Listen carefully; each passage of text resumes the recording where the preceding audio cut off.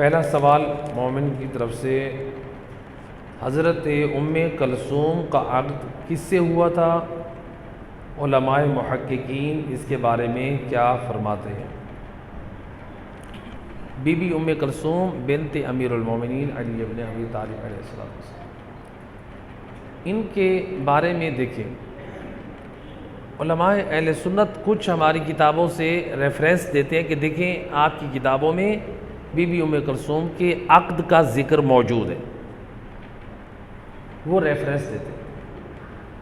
ہمارے فقہاء نے جو ہماری 4 بڑی کتابیں ہیں ان کے بارے میں ہمارے فقہاء وہ کہتے ہیں کہ ان روایات کو علم رجال میں ہم پہلے پرکھیں گے، دیکھیں گے کہ روایت کون سی معتبر ہے، کون سی ضعیف ہے، کون سی حسن ہے، جو روایت کی اقسام ہے، پھر ہم اس روایت کو لیں گے، جب اس کو ریجیکٹ کریں گے، جو قابل قبول ہوگی اس کو قبول کریں گے، باقی کو ریجیکٹ کر دیں گے۔ ہمارے یہاں جبکہ اہل سنت کے ہاں جو کتابیں ہیں ان کو نام دیے گئے صحاح 6، یعنی 6 کتابیں جو صحیح ہیں، اور 2 کے بارے میں کہا گیا الصح صحیحین بعد القرآن، 2 کتابیں جو ہیں وہ صحیح ہیں قرآن کے بعد، کون سی؟ صحیح مسلم اور صحیح بخاری۔ تو یہ علماء اہل سنت یعنی وہ اپنی کتاب میں سے ہر روایت کو صحیح مانتے ہیں، کہتے ہیں۔ ہمارے علماء کہتے ہیں کہ جتنی بھی روایات ہیں پہلے ان کی ریسرچ تحقیق ہوگی، پھر ہم حکم دیں گے۔ ہمارے علماء نے ایک زمانے میں یعنی انہوں نے یہ اپنی شرعی ذمہ داری یہ سمجھی، جو مختلف مقامات پر جو آل محمد سے روایات کے ذخائر کتابیں موجود تھیں، علماء کے پاس علماء جاتے تھے، شام میں، یمن میں، مختلف ممالک میں، شہروں میں سفر کر کے وہ روایات نقل کرتے تھے، تو انہوں نے روایات جمع کی۔ لیکن ہمارے اب وہ روایات کا آ جانا اس بات کی دلیل نہیں ہے کہ اگر کوئی وہ حوالہ نقل کرے کہ جناب ام کلثوم کا عقد ہوا ہے آپ کی کتابوں میں موجود ہے، نہیں، محققین کی طرف رجوع کرنا چاہیے۔ ہمارے علماء محققین میں شیخ مفید رحمۃ اللہ علیہ وہ کہتے ہیں کہ جو روایت منسوب کی ہے بی بی ام کلثوم کی مسلمانوں کے دوسرے خلیفہ حضرت عمر کے ساتھ، وہ کہتے ہیں یہ روایت جھوٹی ہے۔ شیخ مفید ہمارے علماء محققین میں سے وہ فرماتے ہیں کہ اس لیے کہ جو یہ روایت کو نقل کرنے والا ہے وہ اس کا نام ہے زید بن بکار۔ زید بن بکار یہ ناسبی تھا، دشمن امام علی تھا، اس نے عداوت امام علی میں، دشمنی امام علی میں اس نے مولا علی کے اس رتبے کو کم کرنے کے لیے اس نے یہ روایت منسوب کی، تو لہٰذا شیخ مفید اس روایت کو تسلیم نہیں کرتے۔ اس کا جواب اگرچہ تفصیل سے علماء نے کتابیں تالیف کی ہیں، لیکن مختصر، چونکہ سوال کیا گیا ہے کہ بی بی ام کلثوم کا عقد کس سے ہوا، تو ہمارے ہاں جو علماء محققین نے جو ایک قول نقل کیا ہے، کہا کہ بی بی ام کلثوم کا عقد ہوا تھا حضرت اون بن جعفر طیار، حضرت اون بن جعفر طیار یعنی حضرت عبداللہ بن جعفر طیار کے بھائی۔ تو گویا بی بی ام کلثوم اور بی بی زینب عالیہ یہ دونوں دیورانیاں تھیں ایک ہی گھر میں۔ جب حضرت اون بن جعفر طیار کا انتقال ہوا، وفات ہوئی، تو پھر ان کے چھوٹے بھائی حضرت محمد بن جعفر طیار سے بی بی ام کلثوم کا عقد ہوا، تو ہمارے یہاں علماء محققین نے اس قول کو نقل کیا ہے۔ تو لہٰذا جناب ام کلثوم فرزند حضرت جعفر طیار کے گھر تھی، حضرت جعفر طیار کی وہ بہو تھی۔ ایک صلوات پڑھتے محمد علیہ۔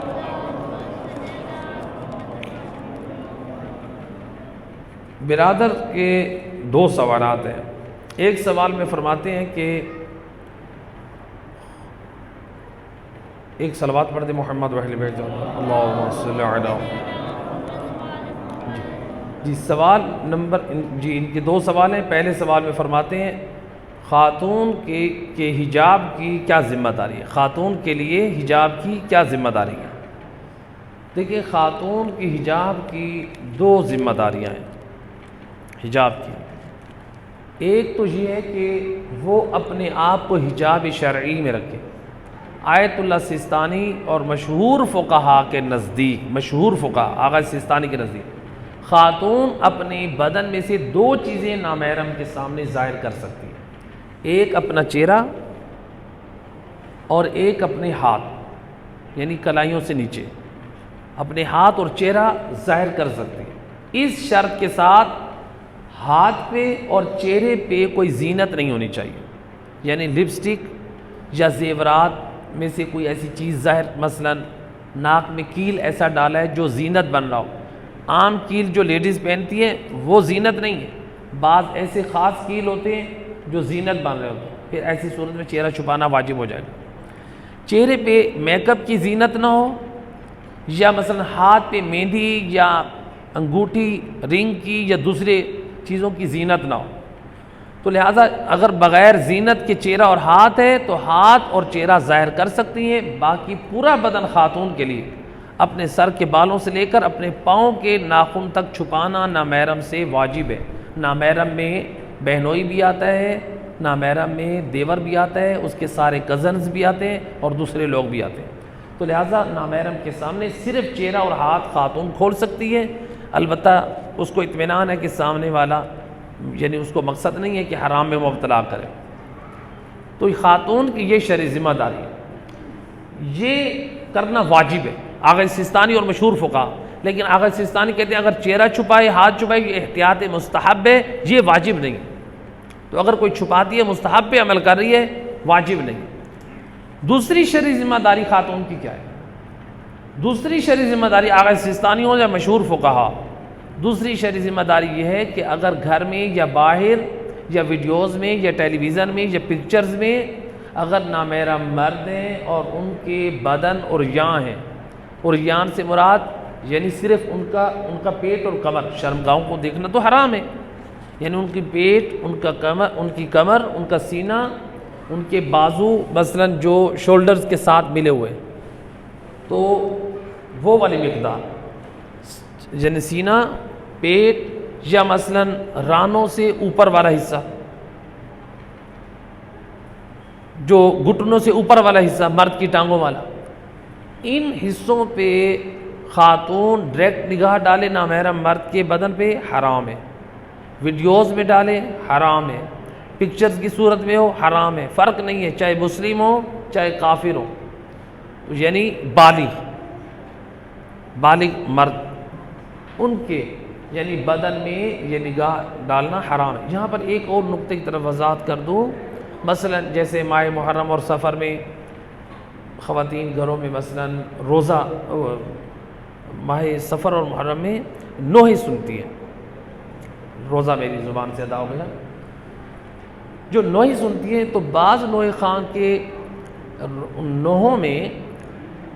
ماتمیوں کی ایڈیٹنگ موجود ہوتی ہے، تو بعض نوحوں میں ایڈیٹنگ ہوتی ہے، تو اس میں جو مرد حضرات ہوتے ہیں مثلا انہوں نے جو قمیض اتار کے ماتم کر رہے ہوتے ہیں، اب عورتوں کے لیے شرعاً جائز نہیں ہے کہ مردوں کے بدن کی طرف دیکھیں،